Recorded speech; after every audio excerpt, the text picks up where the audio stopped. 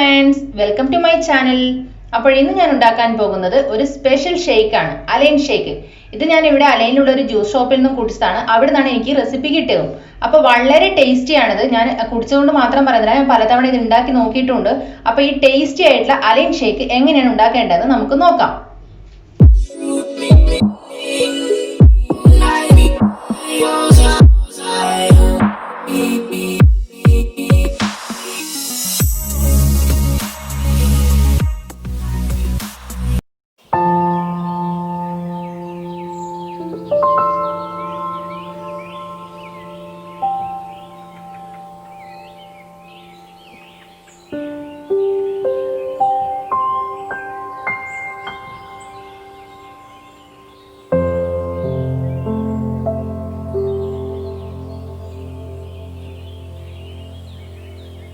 അപ്പോൾ align shake ഉണ്ടാക്കുന്നതിന് വേണ്ടിയിട്ട് ഞാനിവിടെ ഒരു 10 കാഷ്യൂനട്ട് ഒരു ജ്യൂസ് ജാറിലോട്ട് ഇടുന്നുണ്ട്.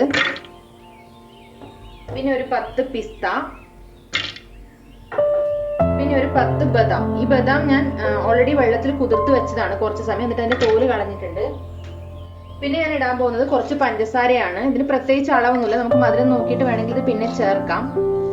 ഇപ്പൊ ഒരു 4 സ്പൂൺ പഞ്ചസാര ഞാനിവിടെ ഇട്ടിട്ടുണ്ട്. ഇനി നമ്മുടെ മെയിൻ ഇൻഗ്രീഡിയന്റ് ആയ പാല്. ഈ പാല് ഞാൻ ഫ്രീസറിൽ വെച്ചിട്ട് കട്ടയാക്കി എടുത്തിട്ടുള്ള പാലാണ്. പിന്നെ ഒരു 15 മിനിറ്റ് മുന്നേ ഞാൻ പുറത്തെടുത്ത് വെച്ചിട്ടുണ്ടായിരുന്നു.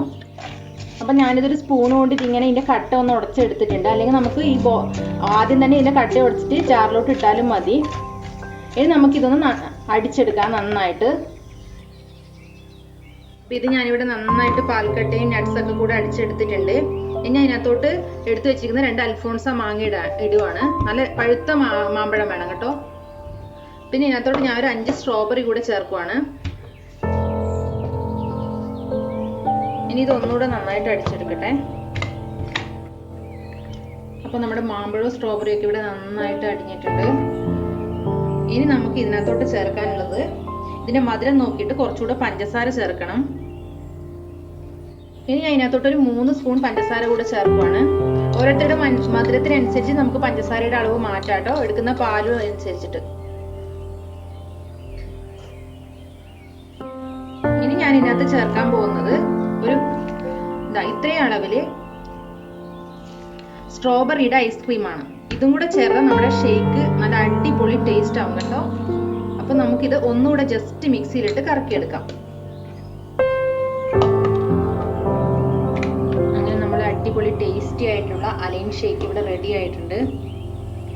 അപ്പൊ നമുക്കിതൊരു സെർവിങ് ഗ്ലാസ്സിലോട്ട് മാറ്റാം.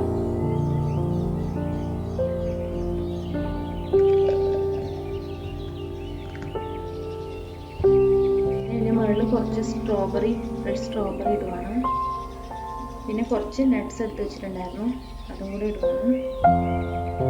ഇത് അടിപൊളി ടേസ്റ്റ് ആണ്. ഞാൻ പ്രത്യേകിച്ച് ഇതിന്റെ ടേസ്റ്റിന്റെ അഭിപ്രായം ഒന്നും പറയുന്നില്ല. നിങ്ങൾ എല്ലാവരും ഉണ്ടാക്കി നോക്കിയിട്ട് എന്നെ അഭിപ്രായം അറിയിക്കണം. സോ ഈ റെസിപ്പി എല്ലാവർക്കും ഇഷ്ടമായെന്ന് വിശ്വസിക്കുന്നു. എല്ലാവരും തീർച്ചയായിട്ടും ട്രൈ ചെയ്ത് നോക്കണം. എൻ്റെ വീഡിയോ ഇഷ്ടമാകുന്നുണ്ടെങ്കിൽ please like, share and subscribe. Thank you everyone.